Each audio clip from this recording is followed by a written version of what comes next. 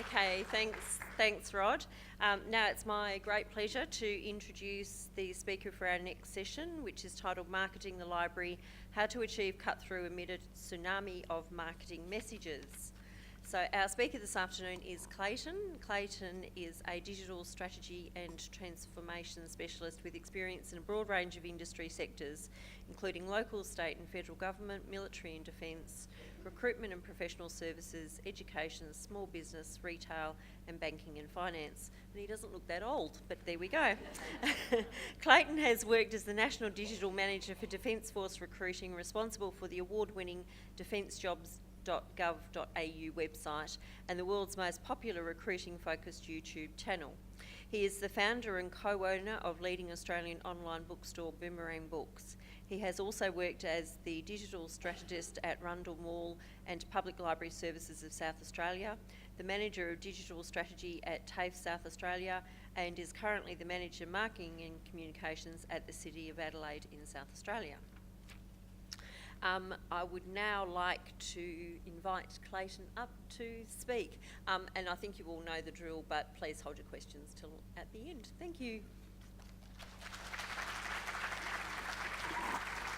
Thank you very much for the introduction. That's a fairly long CV. It means that I can't keep a job for any length of time. I think that's probably the issue. Thanks very much for having me over here. Really enjoyed my time in Western Australia so far. I haven't been over here too many times. I do live in Adelaide. I explained to the guys the other day for my first presentation I presented early yesterday morning that I'd done quite a bit of work for the public libraries of South Australia and had developed a digital strategy for the SA Public Library Network. And it was mentioned I also started an online bookstore back in 2002 called Boomerang Books, which still operates today and has been a great vehicle for my learning in the digital space. So the bottom line is I really enjoy books, I love libraries, and I love speaking about them. So thanks for having me, and I'm enjoying my time. I need to change over our slide, please, Mr. Slide Guy. Thank you. Does anybody know who Mr. John Wanamaker was? Now, it's okay if you say no, because if you say yes, it's going to stuff up my script, okay? So let me tell you the story of Mr. Wanamaker. He was an American retail merchant at the turn of the 20th century, and his chain of stores in the US ultimately became the Macy's chain of department stores today. So who's been to a Macy's department store in the US? Okay, quite a few. As a bit of an aside, Macy's and all the other department stores in the United States are in real trouble at the moment. They're being smashed to bits by two very big businesses. One is Walmart and the other one is Amazon. And the latter of those two, Amazon, obviously is about to start its operations here in Australia. They've just established, or are establishing, a massive distribution centre in the outskirts of Melbourne. And they're set to start operations shortly. A lot of it's going to be in the fresh produce business. So the big supermarkets are really quaking. David Jones, Myer, JB Hi-Fi, Harvey Norman, all of these retailers are starting to really pack their pants about Amazon arriving. So if you own any of those stocks, it's probably time to start reviewing your portfolios, because that business is going to make a significant change here in Australia. But getting back to Mr. Wanamaker, he was a pioneer in marketing, and he's credited with one of the most cited marketing quotes of all time, and I'm sure it's one that you're going to be familiar with. Pause and press.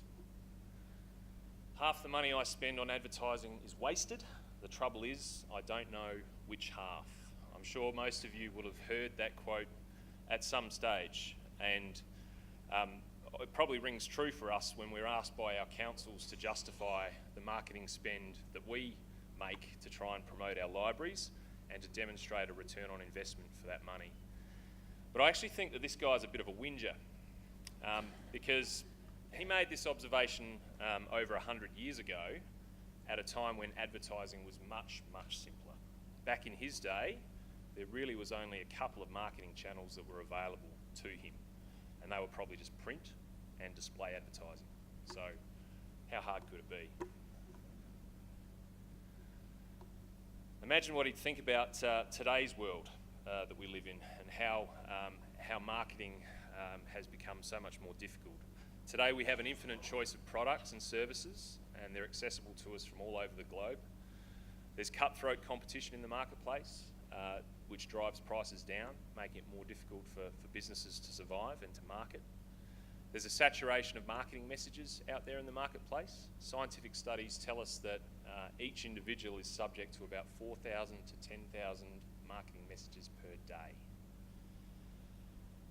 That's it, 10,000 messages per day that is directed at us. And these messages are transmitted to us via a host of new channels that serves to fragment the audience base, making it, again, more difficult for marketers to reach their target audience. At the same time, consumers' lives are becoming incredibly busy and full, and we've been conditioned to filtering out a lot of those messages. You know, we do get bombarded with messages, but how many of them do we actually identify as having received during the day? So all of these conditions conspire against the marketer in achieving cut-through with their marketing message. It was so much easier for Don Draper. Now, Don Draper was an account executive at Sterling Cooper, a fictional advertising agency in New York in the 1950s. Are there any Mad Men fans here? I've only watched the first two series. I couldn't get into it that much. But anyone watched the whole lot? I think there's about 7 series. Oh yeah, there's a few. Is that just because of Don himself? Yeah, I think so. So back in Don's day, it was all just about dressing snappily, applying copious amounts of Brill cream to the hair, womanising, and drinking scotch at 10 a.m. in the morning. And when I got into marketing, that's what I wanted to do. But the reality is very different to that. So like Mr. Wanamaker, Don probably wouldn't survive in today's marketing world. And this is a slide that I showed for my presentation yesterday. Some of you were probably here, so I apologise for the duplicate. But this is indicative of the proliferation of new content channels that have made the marketer's life hell. It used to be in a place like Perth that you could run a commercial on Channel 7, Channel 9 and Channel 10, put a couple of ads in the West Australian, and they'd reach 99% of the population. But today, the audience has been diffused across all of these new channels. And most people don't even watch free-to-air television anymore. So I certainly don't. I can't stand the ads. So I use channels that you know, I'm able to pick and choose at the time of my own choosing when to watch stuff. So social media obviously also has created problems for us as marketers. People are more inclined to trust their social media friends than they are to listen to paid advertising. And those of you with a keen eye will have noted the little thing at the top right of this slide. Now, I left this in because it's a library conference, and I know you guys do partake of this stuff in your spare time. Porn is actually the second most popular activity on the web after social media, although there's not too many people in this room that do that, right? Is that right? So old marketers had it pretty good. There were a few choices only for placing their marketing: television, radio and print, and the extent of their post-campaign analysis was pretty rudimentary. We advertised last weekend, sales increased, so it must have worked. Or the marketing objective was awareness. Clearly, many people are now aware of us. And they could get away with those sorts of statements because there were so few channels. But traditional media just doesn't cut the mustard anymore, and I've got a concrete example of that for you. So I have proof that nobody reads the newspaper, because I was in the Adelaide Advertiser about 6 weeks ago with my children, pictured there. It's a long story. It wasn't self-promotion. I didn't go looking for it. I was just doing a favour for a friend who needed a subject for an article, and that article was about vitamin D deficiency, would you believe? And I've got olive skin. Does it look like I have a vitamin D deficiency? Anyway, the Saturday Advertiser is supposedly the highest circulation newspaper in South Australia.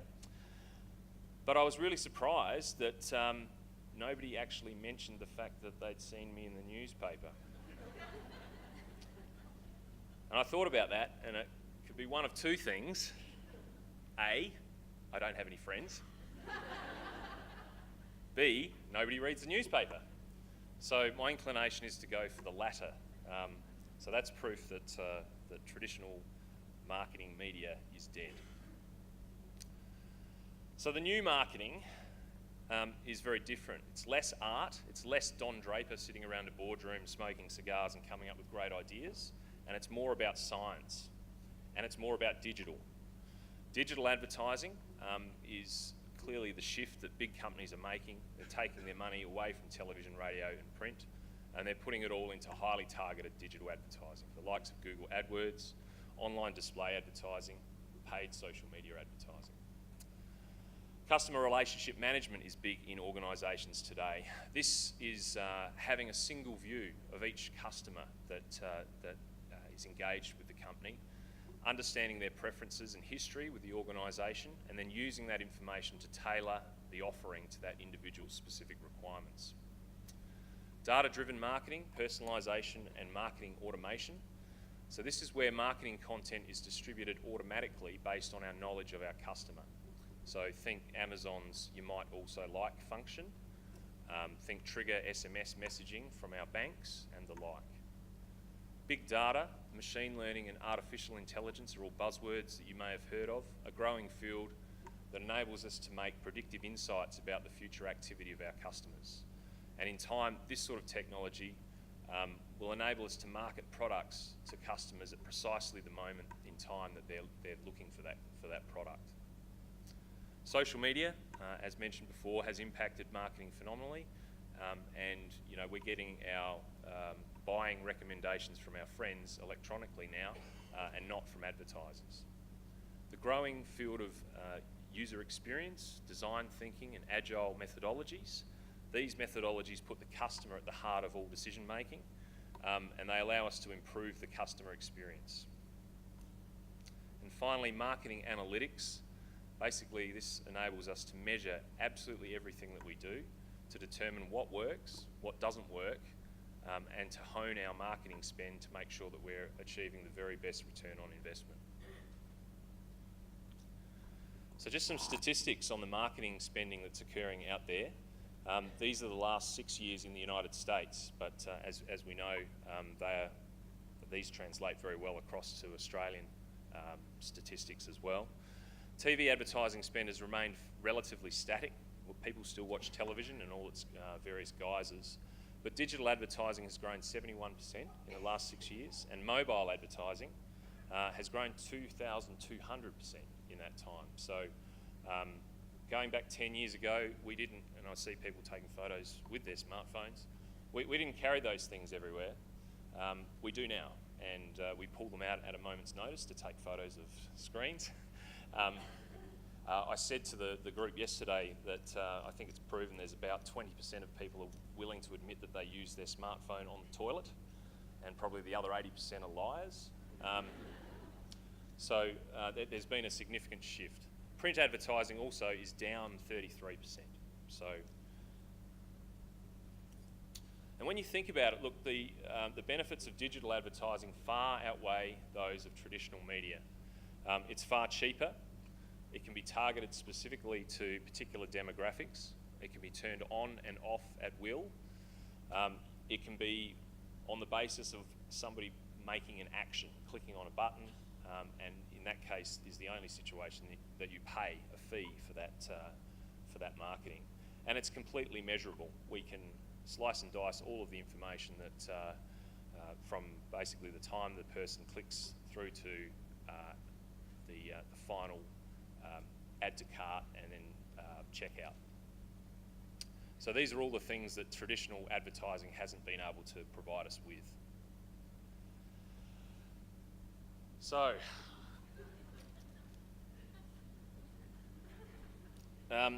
whether we like it or not, this new marketing is probably a little bit different to what we've done before, and is completely digital.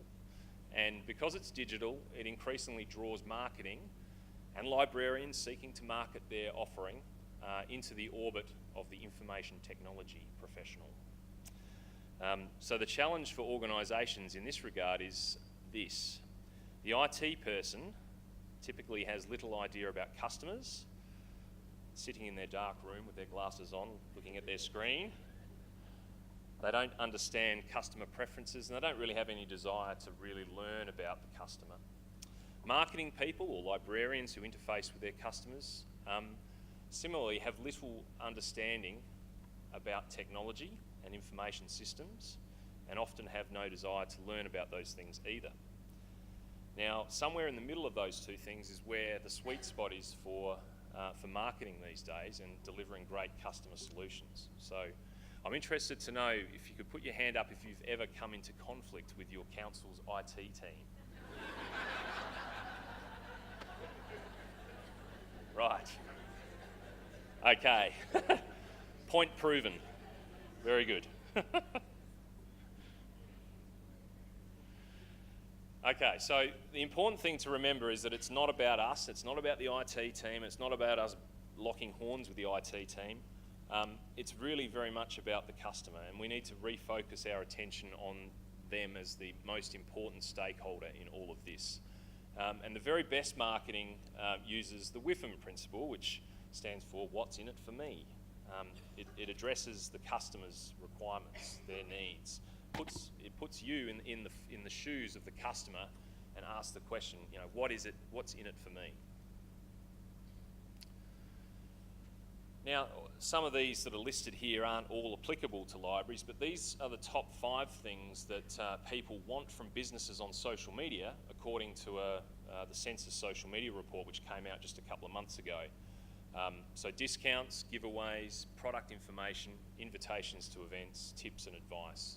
So they're all the sort of what's in it for me type things that you should consider giving to your customers. So today, the crux of this presentation is really to give you a simple framework that you can use to guide your marketing efforts. And some of this aligns quite closely with Alison's presentation before lunch, where she was talking about the audience and how you actually go about understanding that audience. I'd actually recommend that you sit down with your teams and brainstorm through this methodology that I'm going to give you and commit it to paper. It's a great little team building activity and can get people really energised about how we go about marketing our services. Now the methodology, as you see it up on the screen there, may seem a little obvious, but it's quite amazing how many organisations have not actually thought through the process of their marketing. And this very simple construct is actually really easy to do and really, really useful, and will hone and focus your attention on the things that work and things that don't work. So broadly, the POST construct: people, who are you seeking to influence? Objective, what do you want them to do? Strategies, how will you move them towards that objective? And finally, technologies, tactics, tools, and techniques. Which of these will you use to enact the strategies? I'll go into these in a little bit more detail in a second. So the problem is that often we start at T. We just think about the tools, technologies, techniques, tactics. We punch out a Facebook post, we put an ad in our local newspaper, we do some AdWords advertising. But we don't really think about the people, the objective, and the strategies that should really precede that point. Starting at T, it may work, but more often than not, it won't work. And if it's done in isolation of anything else, then you won't be putting in place an enduring solution for your marketing.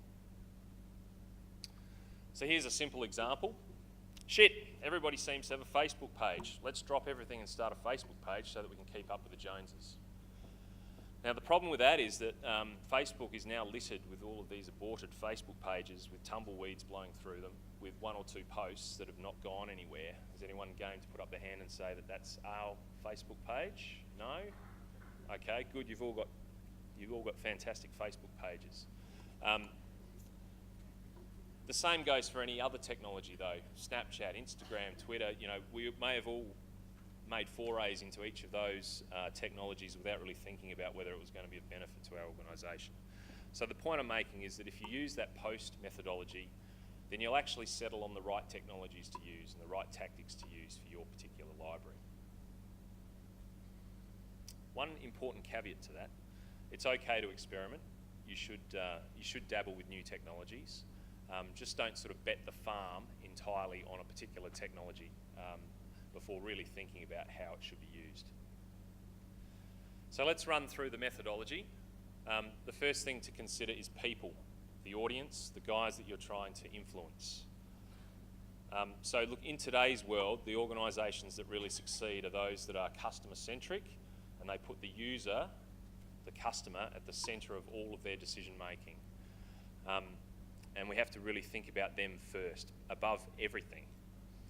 So everybody's audience is different. The audience for the city of Perth is going to be distinctly different from the audience at Wanneroo, for instance. So the first step is to really understand what those people want and how it is that we want to influence them. Now, unfortunately, I know I work in council land as well. Unfortunately, in our world, often we spend a lot of time trying to pander to the needs of our elected members and to our CEOs, rather than actually thinking about the external customer. For some reason, in the city of Adelaide, it has gone that the marketing team doesn't have an external customer. Our customers are internal, so we need to satisfy their needs without actually thinking about, whether our marketing efforts are actually hitting the spot out there in the marketplace. So we really need to try and avoid that. The second thing to think about is the objective. What is the objective with each set of people that you've identified at that first stage?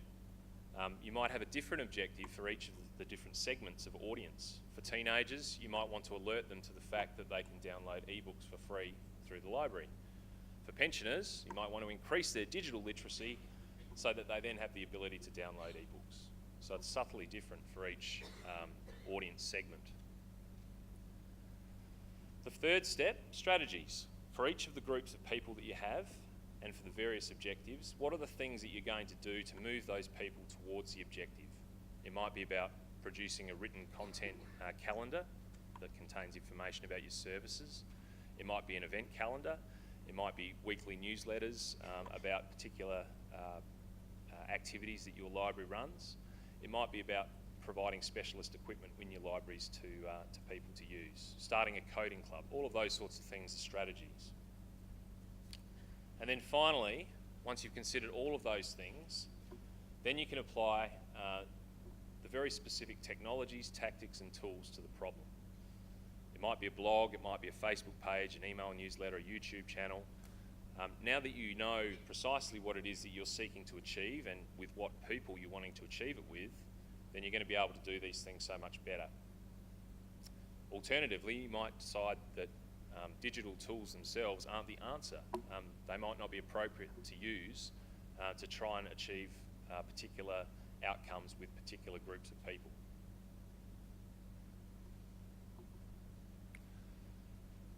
So I find it useful to consider, particularly from a digital marketing perspective, the hub and spoke model, which is used very commonly in digital marketing.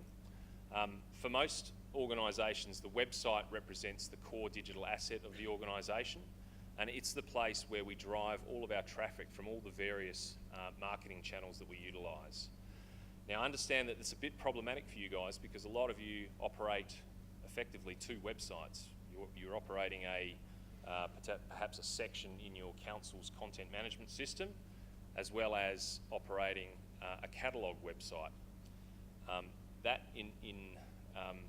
sort of situation, what it does is fragment the customer's user experience, and it also has an impact on our search engine optimization too. So those things are probably a topic for another time, but it is very useful to consider your mix of marketing activities in this sort of construct here, where there's the website at the core and all of the technologies around it that drive traffic into the core.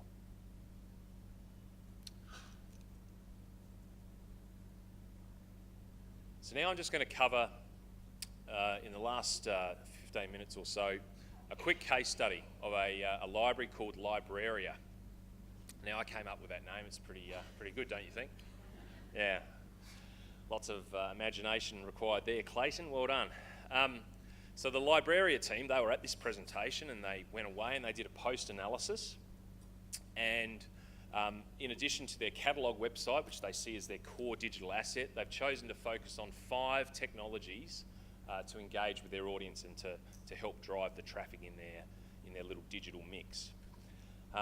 It's also useful to think about these technologies as a set of gears where each technology complements the other, generating interactions within the various technologies, creating momentum, increasing the number of engagements with consumers. So let's talk about each of those in turn. Who's got a blog? Only a few. Okay. So Libraria established a blog using WordPress. WordPress is free, it's easy to use, and it can be set up in minutes. And it's a fantastic place for long-form content. Now, you guys are all librarians. You write, you read, you're creative, you produce content. And WordPress is a great place for articles, book reviews, photo galleries, event information, library news, opinion pieces, video. All of those sorts of things can be housed within a WordPress blog. So the blog contains sign-up forms that capture email addresses for the newsletter. Blog content is automatically cross-posted across to Facebook. Blog content is repurposed for the weekly email newsletter. And blog traffic drives traffic to the library catalogue website. So you can see they're all sort of interrelated and helping each other out. The Libraria Facebook page. Everybody's on Facebook, right? Australians are among the biggest users of Facebook in the world, and it makes sense to have a presence on that network. So at facebook.com/Libraria, you'll find their Facebook page. It's used to promote events, to show image galleries, and to publish library news. There's an email subscription form that's used to capture email addresses for the newsletter. Content is cross-posted automatically from the blog. Colourful graphics are produced using a tool called Canva, which I'll explain in a second. Short-form content is published to the page using Buffer, and community management is undertaken using a tool called HootSuite. Canva. Anyone use Canva? Ah, good. Good. There's quite a few of you. So Canva's an Australian company, and they have got a fantastic tool for amateur graphic designers. I am the most graphically challenged person in the world. I cannot design anything to save myself, but with Canva I can, and it's free. Most of it is free. You'll only pay a very small fee if you use one of the stock images from the library that they provide, and that normally only costs $1 or $2. So here's a very simple Facebook post post image that I ripped together last week. Anyone use Buffer? No? One up the back. Okay, so once the content has been produced, Libraria uses the Buffer tool to schedule its content.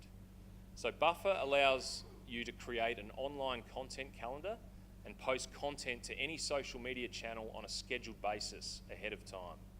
Okay, so rather than having to go into each of those social media websites and create posts in each, Buffer will automatically distribute it to each of your social media networks. Libraria then uses HootSuite. Anyone using HootSuite? A few more. To manage its social media once it's been published and to interact with the community. So HootSuite's strength is being able to manage social media networks in the one place. So Libraria staff get in there, they monitor and respond to comments, they answer questions on all the social media sites from a single screen in the one place. And there's no need again to log into each of the various tools like Facebook, Twitter, and Instagram and the like. It's all done in the one place. I'm going to talk very briefly about remarketing because it's something that I think you should consider as part of your marketing mix. And I'm guessing that a lot of you may have wondered why your Facebook feed mysteriously shows you advertisements from websites that you visited a week ago. Yeah, it's happening more and more, isn't it? Hang on, I went to that website like 3 days ago and now there's an advertisement for it in my Facebook feed. What is going on here?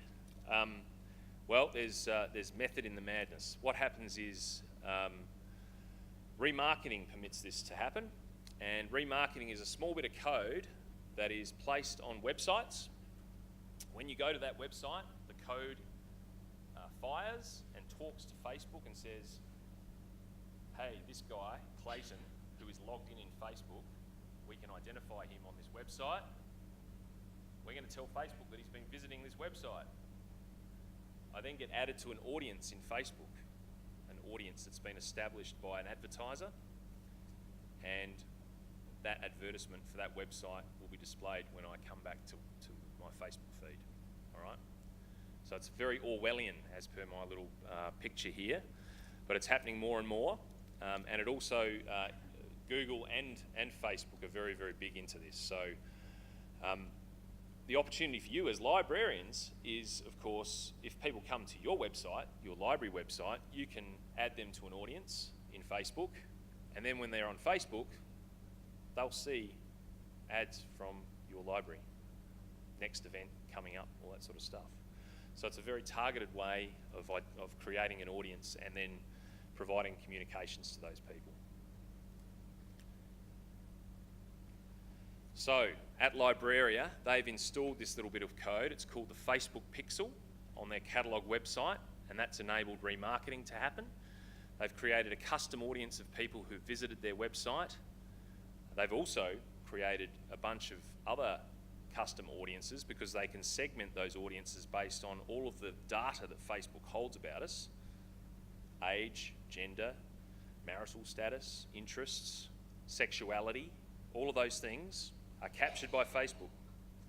So really shows the power of this stuff. Libraria use boosted posts, single post ads, and also a tool called lead generation ads to capture email addresses and to feed those into other parts of its marketing mix. Who's using email marketing? Good. Email marketing hasn't always had a good rap, but it is extremely powerful, it's cheap, and it's probably going to be the best way that you can get your messages out to your people. What I like to say about email marketing is that it's pervasive, and what I mean by that is with social media, it just sort of washes over you, whereas if you receive an email, you are obligated to do something with that email, either delete it or read it. So you're achieving a level of cut-through by just having a person do something with an email that you send them. So Libraria use all of their marketing channels to capture email addresses and to bring them all back into a central MailChimp account. Okay, who's using MailChimp? Good. And they send out a weekly newsletter for the library, but also segmented newsletters based on the various activities that they have in the library: coding, makerspace, emails, etc., etc. So that's MailChimp. It's a great email marketing tool. It's free for subscriber lists beneath 2,000 in number. So the fact is that you're probably going to be able to get away with free email marketing using MailChimp for quite some time. So dip your toe in and have a good look at that. And the final pillar of Libraria's marketing mix is an online event registration system. Who's using Eventbrite? Lots. Okay, good. So Eventbrite is free, which is the right price. It saves a lot of time and effort spent on event management. Obviously, all of our libraries are doing a lot more events, and this tool allows you to publish your events and to capture RSVPs without actually having any sort of manual intervention. It's free for free events. If you're charging a fee, then they take a small percentage of the cost of the ticket, and obviously they provide the payment facility for you to capture that cost.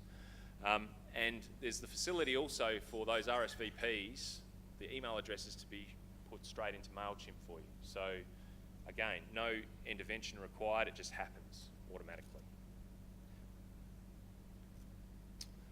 So the point I'm trying to make is that all of these various technologies, as part of this mix, they feed off each other. Okay, so the blog captures email addresses for the newsletter and drives traffic to the Facebook page. The Facebook page captures email addresses for the newsletter and drives traffic to the blog. The email newsletter drives traffic to the blog and the Facebook page. The Facebook advertising captures email addresses for the newsletter and drives traffic to the blog. And event attendees are fed back into the newsletter mailing list. I think I got it all. And look, and that's how you can leverage all of these digital tools to build and engage an audience over time. That's all I have, ladies and gents. I hope that's given you a few ideas about how to get the message out there. Again, thanks for having me, and happy to take any questions that you might have.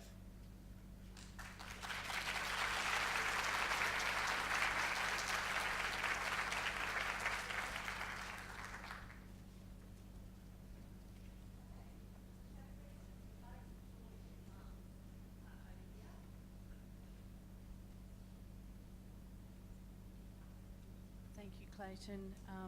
I was asking you this. Yeah, it is. It's a goodie. What I'm interested in is some little tips for us to help work with our marketing teams who are often very corporately focused, and we do really understand that we want to be connected with our customers, so there's a bit of a challenge there between us. It's that meeting of the minds somehow. Yeah. Well, I sit on the other side of the fence. I'm a marketer in the city of Adelaide, and work with Canva, who runs the Adelaide library. And look, I think it's just about getting in a room and talking, a lot more communication, and understanding each other's needs, and in the context of putting the customer at the top of the list.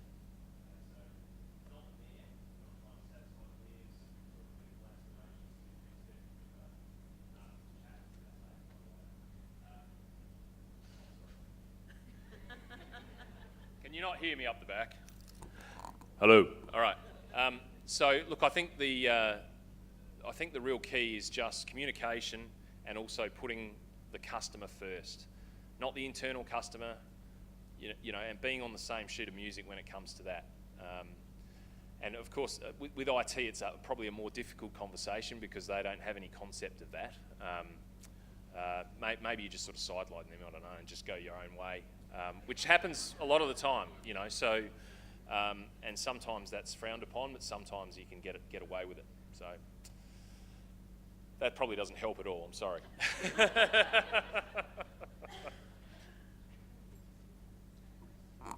Same question? Okay. Those pesky marketers, I don't know. I've got one for you, Clayton. You were saying that you think that newspapers are dead. I guess maybe it depends on the newspaper and how they put their stories out there, but I'm from the Northern Territory, and I can say that the NT News is certainly not dead. That's because there's no end of crocodile stories for you to put on the front page. We put one out in our library about our circulation in our collection, and it went to the council, as it does with council reports, and Yep. the NT News got wind of it and broadcasted it as Parmo thieves, for the library. And you wouldn't believe the amount of stock that had been either lost, missing, wasn't even on our collection anymore, that actually came back to the library. Yeah. Now, look, I think, there are some very good mastheads around the country that, will persist forevermore. I made the point in the presentation yesterday that there's a number of our mastheads, though, that are on their knees, like the Melbourne Age, is probably likely to stop print publication soon and go digital only. So, and I know in Adelaide they've pretty much sacked pretty much half the workforce in News Corp for the Adelaide Advertiser, and obviously Fairfax also has had big problems with making money. So, but the NT News, I tell you what, do they have an internet in Darwin?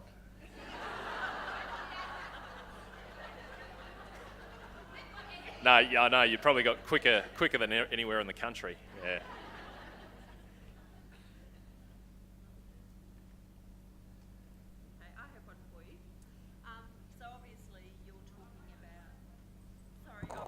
That's right. I have to talk into the microphone because I think it's actually being recorded. So that's why we have to use the microphone. Okay, so I have a question for you. So obviously, you're talking about the different target audiences, and for libraries, I think older people are certainly a very high user and a high demographic.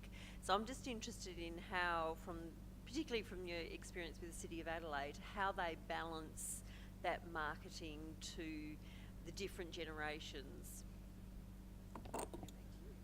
Yeah, I suppose the point that I made, that once you've done your little post analysis, you might come to the conclusion that the technologies, tactics, techniques, tools, they might not be digital. They might still be some of those traditional mechanisms of putting messages out there. It might be leaflets, or it might be advertising in the the Seniors Weekly or whatever. I don't know, but yeah, it's each segment of the audience that needs to be dealt with separately, and it's horses for courses. So that's what that post analysis really helps you to do, is to isolate the various groupings and understand what it is you're trying to achieve with each of those groupings, and then put in place the most appropriate mechanisms to get the message to them.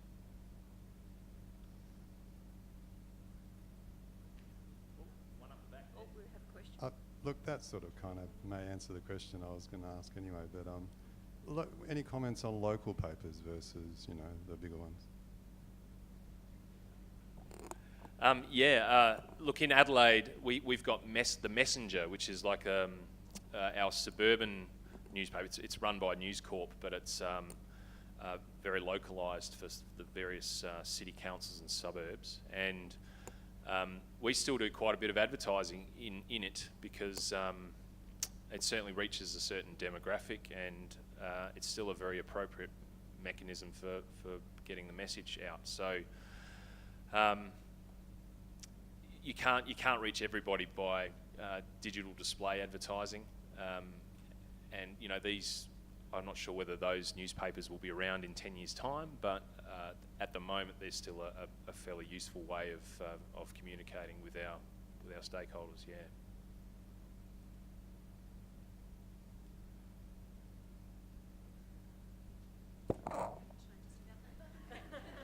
I'll use this one. So a question about resources and how to and how to decide who should take ownership of some of these things, because not everybody will have somebody like you to rely upon. And then also, if you could comment on one voice for an organization versus multiple voices, and how to handle that. Yeah. Well, the first question, I think I'm guessing that every library has some young staff that are quite digital they're digital natives and enjoy using digital tools. I suppose it's about identifying those people, perhaps, and giving them responsibility, and nurturing them as a digital specialist within your teams. So that's what I would do. There's going to be people that they just do that and are good at it. You may not, as the manager, might not necessarily be all over it, but there are people that are.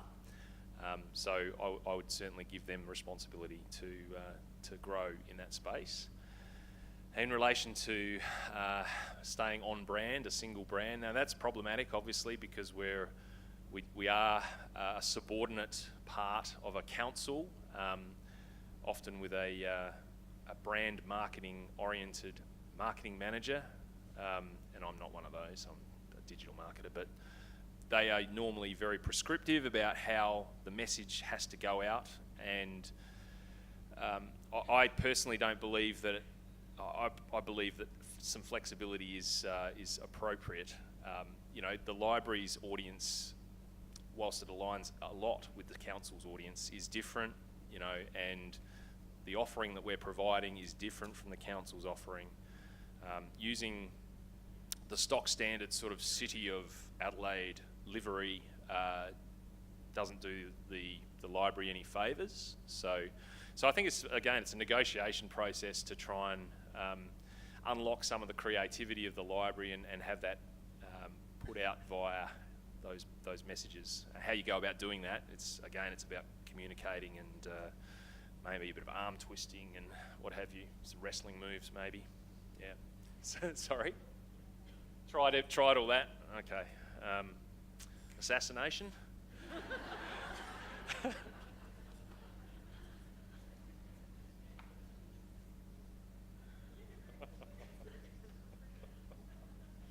All done?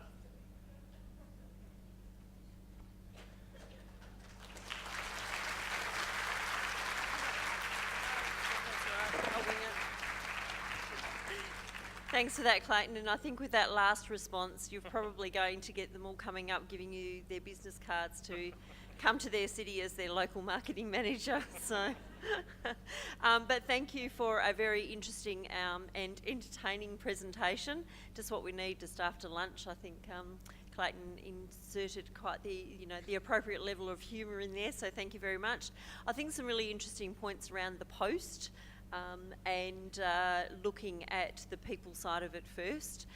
For some of us, it probably kind of feels like that's the appropriate place to start, but I have to agree that depending on who you're talking to, the T kind of comes first, and the rest of it has to sort of fit within that time frame, or not so much that time frame, but within that concept, and that's quite challenging, I think, when you're trying to actually work out who you're trying to get your messages to, what the messages are, and what strategies you need. So I think that was really interesting.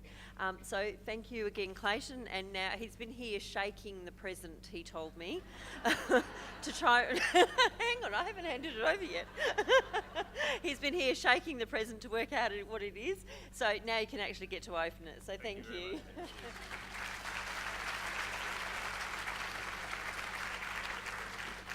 Okay. There's no alcohol in there. It could be, your mini bar bottles. You never know. And somewhere in between handing over to Clayton and myself, I've lost my notes, so I'm going to wing it.